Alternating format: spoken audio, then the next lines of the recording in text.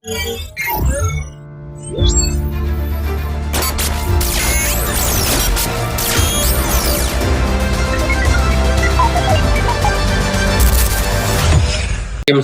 warahmatullahi wabarakatuh. Baik kawan-kawan semuanya, para pengurus, pembina, pengawas Yayasan Wahana Aksi Kritis Nusantara Waskita yang pada malam hari kita undang untuk kita berdiskusi. Namun mohon maaf karena memang waktunya sangat mendadak dengan kondisi kesibukan masing-masing. Namun kita tetap mengambil momentum ini sebagai sebuah momentum untuk kita suarakan aspirasi yang memang berkembang begitu eskalatif di masyarakat. Terutama kita hari ini adalah kita mencoba untuk mengevaluasi pasca unjuk rasa demonstrasi yang dilakukan oleh warga masyarakat sejak tanggal 25 Agustus 2025, sejak hari Senin, yang kemudian eskalasinya sampai hari ini terus masih terasa dan berujung pada aksi yang sudah mengarah kepada anarkis itu pada 28 dan 29 sampai dengan tanggal 30 Agustus. Dan untuk itu berbagai macam pengamatan kita di media sosial dari berbagai macam sumber kita sudah mengikuti. Ada berbagai macam hal yang mungkin barangkali melatar belakangi dari peristiwa yang terjadi hari-hari ini. Oleh karena itu kita bagian dari civil society bangsa ini, kita bagian dari integritas bangsa, tentu saja akan juga berambil inisiatif untuk menyampaikan aspirasi melalui forum-forum yang kita miliki. Oleh karena itu dalam durasi beberapa menit ke depan nanti kita coba ambil sebuah pemikiran, yang pemikiran itu nanti menjadi sebuah rumusan kita untuk kita suarakan, yang mudah-mudahan apa yang kita sampaikan ini menjadi bagian daripada sekian banyak aspirasi masyarakat yang kita tangkap dan bisa itu didengar. Baik, selanjutnya kami persilakan kepada Ketua Umum Waskita Bapak Ahmad Gunawan untuk menyampaikan elaborasi pemikirannya terkait dengan kondisi bangsa hari ini, dan mudah-mudahan nanti setelah itu kita diskusikan apa langkah-langkah yang kemudian kita menjadikan rumusan untuk kita sampaikan aspirasi kita. Monggo, kami persilakan. Assalamualaikum warahmatullahi wabarakatuh. Waalaikumsalam warahmatullahi wabarakatuh. Terima kasih Ustadz Wadud sebagai host. Jadi saya di sini tidak akan membahas tentang persoalan adanya rentetan demo tanggal 25 sampai 29 yang berturut-turut yang akhirnya ada satu korban. Karena kita sebagai mantan aktivis tentunya hal tersebut sudah paham bahwa tentunya dalam skenario atau tujuan-tujuan demo itu tentunya sudah ada satu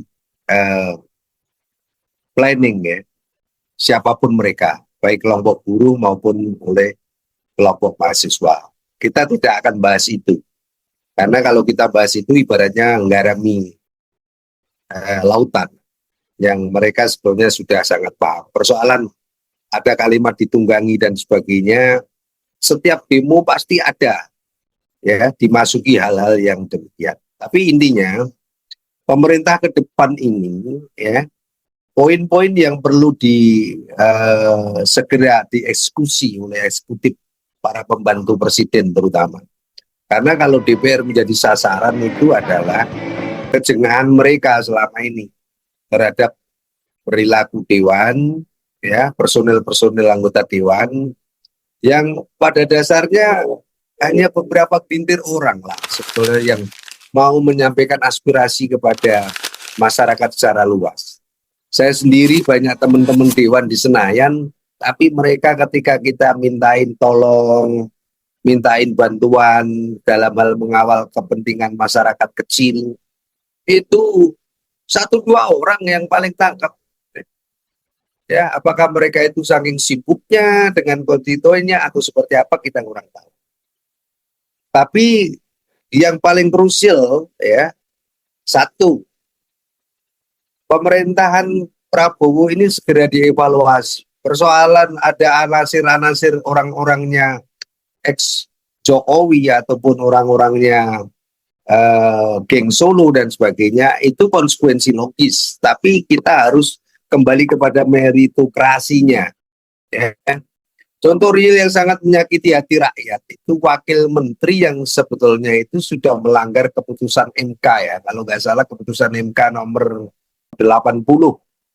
Mahkamah Konstitusi menyatakan bahwa larangan dalam pasal 23-nya itu wakil menteri tetap sebagai wakil menteri, tidak bisa merangkap jabatan apapun. Nah, ini menyakiti hati rakyat ini, ya. Kinerjanya tidak ada, tapi dia menempatkan diri sebagai kelompok yang harus dipelihara oleh negara. Tidak ubahnya seperti fakir miskin yang harus dipelihara oleh negara, namun tak kunjung datang untuk dipelihara oleh negara. Namun tiba-tiba datanglah makhluk wakil menteri yang minta dipelihara oleh negara, dibayar negara, ya, dari gaji-gaji BUMN yang belum tentu menguntungkan. Ini untuk segera itu Prabowo untuk segera untuk mengembalikan kepada mereka, ya, sebagai komisaris-komisaris itu kembali diberikan kepada yang profesional. Dan kalau perlu memang tidak perlu ada komisaris yang terlalu banyak. Dan itu sudah pernah diucapkan oleh Prabowo. Ini satu. Yang kedua, yang tadi saya sebut, omon-omon tentang Risa Khalid. Saya tidak akan mundur menghadapi koruptor. Saya tidak akan mundur menghadapi koruptor.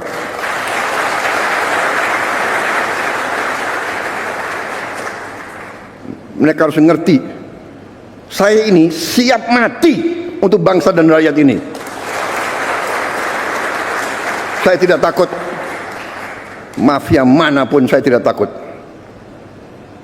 Apalagi ada Kapolri sama Panglima TNI, masa kita takut? Apalagi guru-guru akan membantu saya, ya. Ya. Di mana dia sekarang? Omon-omon tentang kerugian negara, yang tentang pengoplosan Pertamax. Lagi diurus itu semua, ya. Lagi diurus semua. Oke.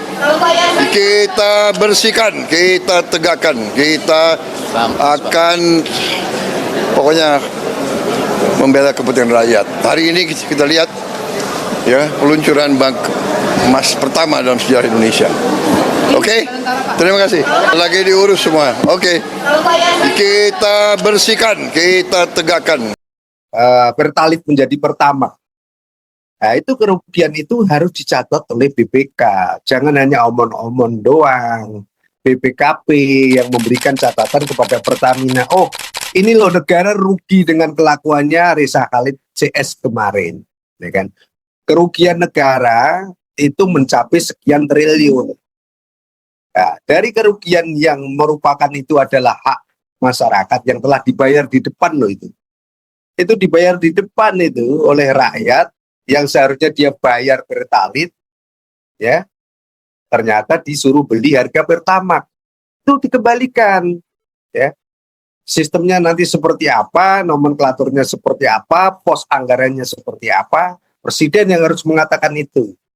Kedua itu masalah Risa Khalid.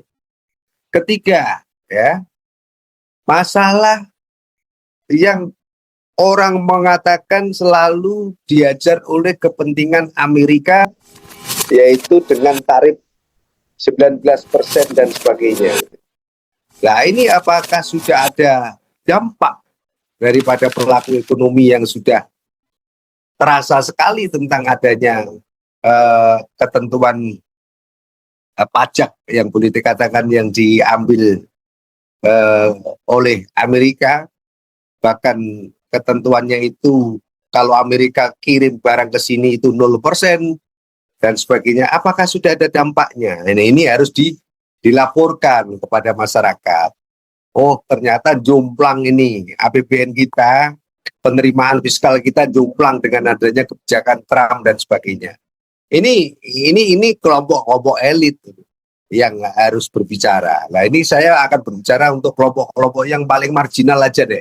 Tadi kembalikan itu uang yang dicuri pengoplosan minyak pertamax ke pertalit ya, pertalit ke pertamax itu. Kembalikan ke rakyat. Terus ketiga, masalah harga sembako yang khususnya di sini yang berakibat langsung oleh para kaum mak-mak, ibu-ibu, yaitu rumah tangga seperti minyak goreng, beras, ya beras kemarin ada satu beras yang dioplos dan sebagainya. Ini harus negara harus segera transparan mengatakan bahwa kami masih impor sekian. Jujur kami katakan masih impor sekian dengan kualitas harga sekian sehingga kami tidak bisa memberikan harga yang terbaik untuk pasar, untuk rakyat dan sebagainya. Dan perlu ada subsidi misalnya. Nah, ini harus disampaikan.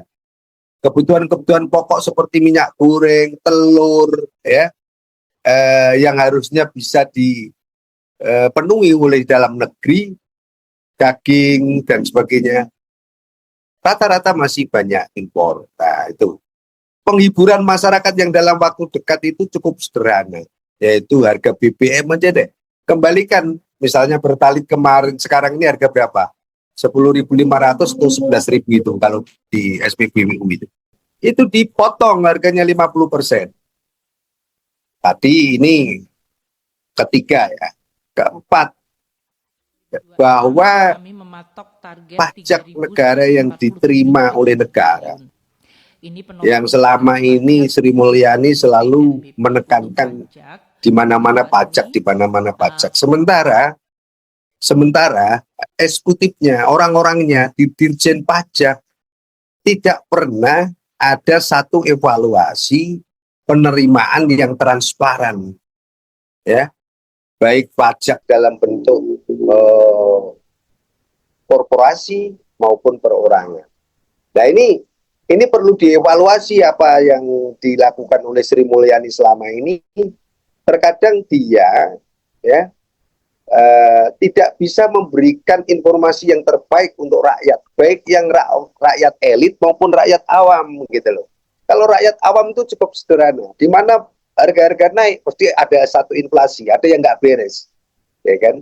Ada yang terganggu, sirkulasi perdagangan itu pasti ada yang terganggu, sirkulasi distribusi itu pasti ada yang terganggu. Dari saya hanya itu, ya. Jadi pemerintahan Prabowo segera satu yang tadi saya sebut. Kembalikan Wamen untuk sebagai pembantunya yang aktif, nggak usah dikasih kerjaan lagi seperti minta dipelihara oleh negara, seperti dia memposisikan sebagai fakir miskin itu. Ya. Kalau dia minta dipelihara negara sebagai gaji wakil menteri, saya pikir sudah cukup. Atau jadi menurut PP nomor 8, keputusan MK nomor 80 itu dia melanggar semuanya. Harus dipotong semua kembali ke fungsinya, tupoksinya masing-masing. Kedua, tadi kembalikan uang kerugian yang dicuri oleh Risa Khalid. Kembalikan kepada rakyat. Sampai berapa tahun itu kerugiannya BPK dan BPKP harus berperan. Apa fungsinya BPKP, BPK dan sebagainya kalau tidak bisa memberikan transparansi kepada masyarakat. Itu dari saya, Ustadz Wadud. Mungkin banyak hal yang saya akan sampaikan, tapi saya yakin nanti terlalu banyak, malah terlalu pusing, akan memerlukan waktu yang cukup panjang. Kira-kira demikian. Terima kasih.